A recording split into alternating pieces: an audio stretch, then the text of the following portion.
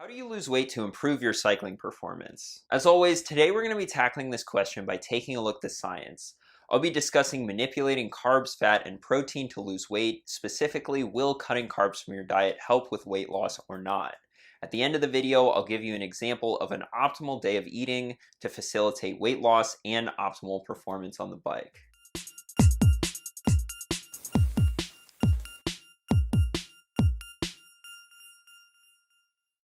Welcome back to another video. My name is Dylan and I'm a cycling coach at CTS.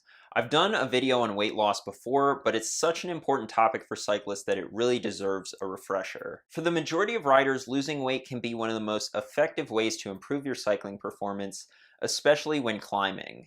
If you're not familiar with power to weight ratio, basically it's a way of measuring how strong a climber you are, and it's expressed in watts per kilogram. To display just how powerful losing excess body weight can be, let's take a look at an example. Let's say we have a 70 kilogram rider who can do 300 watts for 20 minutes, so that's 4.28 watts per kilogram. Now let's say we have a 65 kilogram rider riding right next to the first rider. The lighter rider would only have to produce 279 watts to keep up on a climb. Those who ride with a power meter know that an extra 21 watts on your 20-minute power could take months of training to achieve. Now, losing 5 kilograms of body weight is no easy task either, especially if you're already relatively lean, and oftentimes losing weight comes with a loss of power, but it's usually not enough to negatively affect power to weight ratio. In fact, most of the time, not too surprisingly, losing weight will increase your power to weight ratio unless you're starting to get really lean. If you're even a recreational cyclist, you probably already understand this. Less body weight means that you can go faster uphill, but let's go ahead and get into the meat of this video because as many of us have come to learn, losing weight is a lot easier said than done. So what is the best way to go about doing it? Dude, what are you, like 17 or something? I'm pretty sure you could eat nothing but Wendy's triple baconators and still look like that. I mean, that's pretty much what I eat and, well, look at me. Right, I get it. As a strapping young man, my metabolism is traveling at the speed of light and I should just wait until I turn 40 and then see what happens. Everything that I'm about to say in this video is based off what the science has to say and not personal anecdotes. But if you're a regular viewer of this channel, you already knew that. Let's start things off by addressing why diets don't work. Most diets work in the short term by somehow getting you to restrict calories, which is necessary for weight loss. The problem is that counting calories and reducing how much you're eating without addressing what you're eating will lead to hunger, and living in a state of constant hunger is simply unsustainable. A select few will be able to lose weight this way, but they're the outliers and they have to constantly monitor portion size. And this is why the vast majority of people who go on diets fail and regain the weight back. Hunger is something that we need to overcome if we want to lose weight, but how exactly do we go about doing that? Some have suggested that manipulating macronutrient ratios by following a high-fat, low-carb diet or a high-carb, low-fat diet or any combination in between is the solution. Let's see what the science has to say. This study comparing diets with different compositions of fat, protein, and carbohydrates took 811 overweight adults and put them onto 4 different diets with a range of different macronutrient ratios. What they found was that reduced calorie diets result in clinically meaningful weight loss regardless of which macronutrients they emphasize. So basically, it didn't matter whether carbs, protein, or fat was restricted, at least when it came to weight loss. However, this study didn't come to the same conclusion, finding that fat restriction led to more body fat loss than carb restriction, even when calories were equal. So what's the difference with this study? Why are they showing more fat loss with fat restriction when the other study showed no difference? It's because this study actually looked at changes in body fat, while the other study only looked at changes in body weight. If you're just looking at the scale, the low-carb diet did result in more weight loss, but not more fat loss. The reason? Low-carb diets result in greater lean mass loss, mainly through the loss of water weight. Glycogen is your body's stored carbohydrates, and glycogen contains water. When you deplete your glycogen stores by following a low-carb diet, that water goes with it. The difference between having full and depleted glycogen stores could be 4 pounds or more. So when low-carbers step on the scale and see this, it's hard not to get excited. But this isn't the kind of weight that you want to be losing. In fact, low-carb diets may have a negative impact on body composition even when done with regular exercise. This study on the effect of the ketogenic diet on body composition during resistance training had subjects complete an 8-week resistance training program on a ketogenic and non-ketogenic diet. Not surprisingly, the non-keto group gained almost a kilo of muscle, but the ketogenic group actually lost a small amount of muscle mass, and they concluded that the ketogenic diet might not be useful to increase muscle mass. This is somewhat ironic considering that the ketogenic and other low-carb diets are pretty popular right now amongst bodybuilders and gym rats. So I don't know if you guys knew this, but Hypergain Beast Mode Mass Gainer Raw Edition in the cupcake flavor has 0 grams of carbohydrates, so you don't have to worry about getting knocked out of ketosis when making those gains. Alright, but at the end of the day, gravity doesn't care whether you're lighter because you have less fat or less water. So in that sense, low carb still wins, right?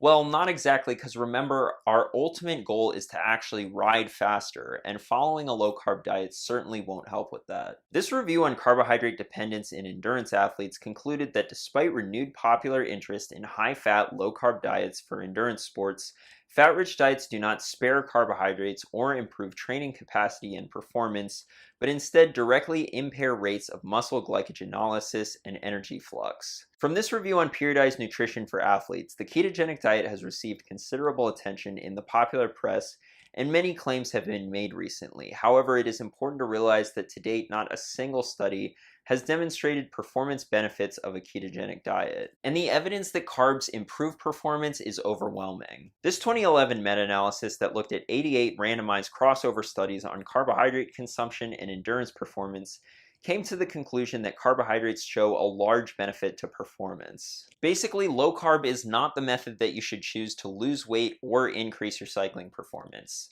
Some have suggested adopting a low-carb diet in the off-season and then reintroducing carbs once the season starts, but remember that most of the weight that you lose on a low-carb diet is water weight, and once you reintroduce carbs again, you'll gain that water back. So right now you may be thinking, well, if low-carb isn't the answer, then surely low-fat is. I can eat all the white bread and Coca-Cola I want as long as I keep the amount of fat I'm eating to a minimum. No. That's not what I'm advocating for here either. And in fact, at least when it comes to weight loss, it may be beneficial to forget about macronutrients entirely and even forget about calorie counting. Yes, that's right, no calorie counting. If you're counting calories, that means that you're gonna be hungry, and as we've already established, that isn't sustainable. Instead, focus on what you're eating, and in particular, make sure that it's low in calorie density, meaning that for a given weight of food, it has relatively few calories. A study on energy density of foods' effects on energy intake took 18 subjects and provided them with meals for 2 days during 3 separate testing sessions.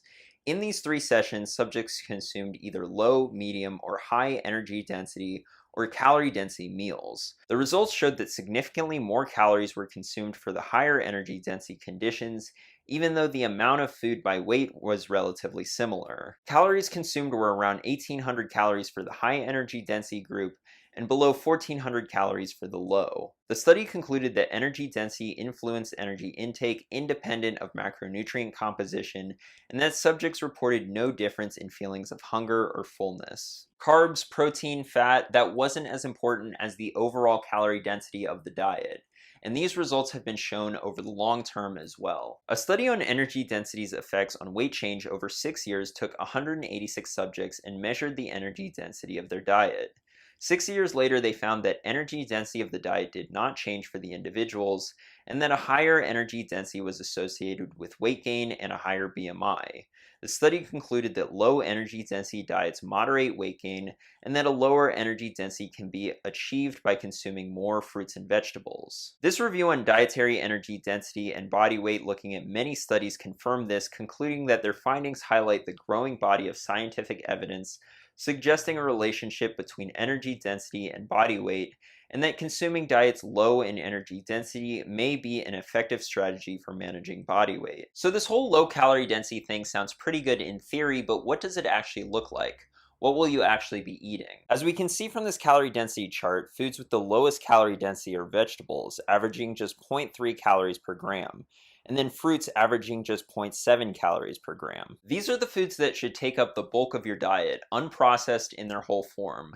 That unprocessed bit is critically important. As you can see, for example, there's a huge jump in calorie density when going from unprocessed carbs to processed carbs, and unprocessed plant-based protein sources like beans, chickpeas, and lentils are generally lower in calorie density than more traditional animal-based sources. In fact, the more you center your diet around whole plant foods, generally the lower it is in calorie density and the easier it becomes to lose weight without restricting food. In this study on a whole food plant-based diet for the treatment of obesity, heart disease, and diabetes, they took obese and overweight subjects and put them on a whole food plant-based diet.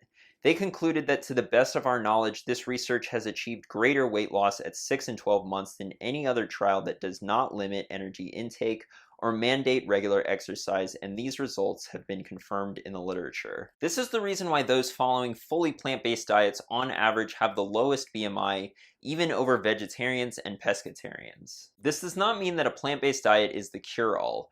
A vegan could eat nothing but french fries and Oreos and be way worse off than somebody who eats a lot of plants but also has some meat in their diet. What we can learn from these studies is that the more whole plant foods we eat, especially fruits and vegetables, and the fewer processed foods we eat, the easier it is to lose weight.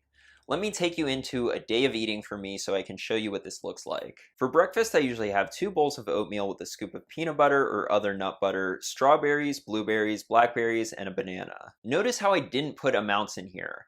That's because generally I don't measure. I eat enough to be satisfied, and a proper diet allows you to do that without gaining weight. For high intensity or long ride days, I'll make sure that I'm well fed with carbohydrates by either adding more oatmeal or an extra banana or 2 in the morning. Lunch may be beans and rice cooked with a ton of vegetables like broccoli, carrots, tomatoes, corn, spinach, kale, etc.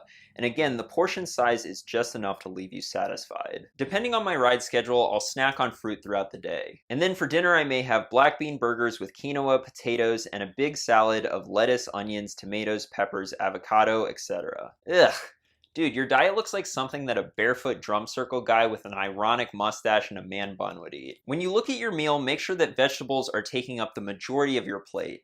The exception to this would be right before a race or a very hard workout, because digestion may become an issue with such a fibrous meal in your stomach. The go-to on these days should be more simple, easy to digest carbohydrates, and if you want to see what your pre, during, and post-workout meals should look like, I made a whole video about it that I linked down in the description. The takeaway from this video is that other than fueling yourself properly with carbohydrates around your workouts, stop fixating on macronutrient ratios and calorie counting, and instead make sure that what you're eating is high quality in its whole form and mostly comes from plants, in particular fruits and vegetables. Thanks for watching, and if you found this information helpful, be sure to subscribe, like, and share it with your cycling friends. I'll see you in the next one.